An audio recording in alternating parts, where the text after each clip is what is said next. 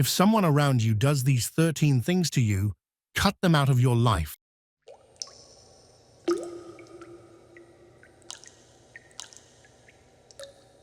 Hello, my dear friend. Recently, I heard a prayer that goes like this. "O Allah, protect me from my friends.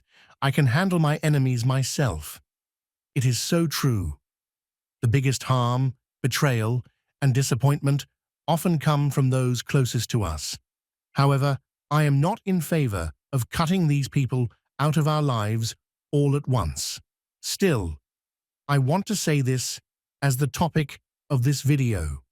There are some people who have wronged us, and we should never forget what they have done. Because those who commit certain mistakes usually don't do it just once. They tend to repeat them. That's why it's crucial to protect ourselves from such people. To protect our mental well-being, let me start by saying this. You might share a secret or a personal issue with someone, and normally they keep it to themselves. However, if they tend to reveal your secrets whenever they get upset with you or argue with you, then you need to be careful with that person. Friendships naturally have ups and downs, but if someone exposes your private matters every time there's a disagreement, that's a major red flag. Another issue is people who treat you differently when others are around. One-on-one, they are friendly and close to you. But as soon as a third person, especially someone from the opposite gender, joins the conversation, their attitude changes. They start ignoring you or belittling you. If this becomes a repeated pattern, don't let them make you question your worth. Be cautious of friends who constantly compare you to others. Occasional comparisons are normal, but if someone repeatedly says things like, "That person is like this and you are like that," "They have this car and you don't," or "They achieved this and you still haven't," it can make you feel undervalued and harm your self-esteem over time. One of the most important virtues in any relationship is knowing how to apologize, but not just saying it, truly meaning it. A person who acknowledges their mistake, apologizes sincerely, and changes their behavior is trustworthy. However, be wary of those who never admit their faults and always blame you. If you say, "I was hurt by this," they respond, "You're too sensitive." If you set a boundary, they call you selfish. If you say no, they say, "You've changed." If someone constantly makes you feel guilty while never taking responsibility for their own actions, be cautious. Some people think insulting others is a form of communication. They use condescending, vulgar, or rude language and excuse it by saying, "I'm just being honest." But let's be clear, insulting someone is not a valid communication style.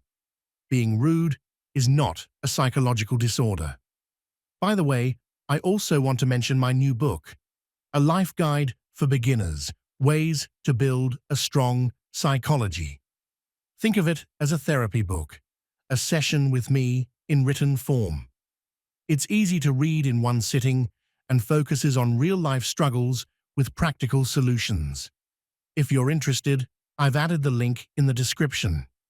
Now, let's talk about one of the most frustrating types of people, those who constantly remind you of the favors they've done for you. If you have someone like this in your life, be careful. If a person brings up their past good deeds every chance they get, their kindness loses its value. Some people also see you as competition. They compare everything: your clothes, what you eat, your friends, your partner, even your spouse. If you buy something new, they rush to get the same or a better version. If you achieve something, they try to do the same. If you travel somewhere, they suddenly want to go there too. Even if you never intended to compete, they make you feel like you're in a race with them. Friendship involves being close to someone and sometimes sharing your vulnerabilities.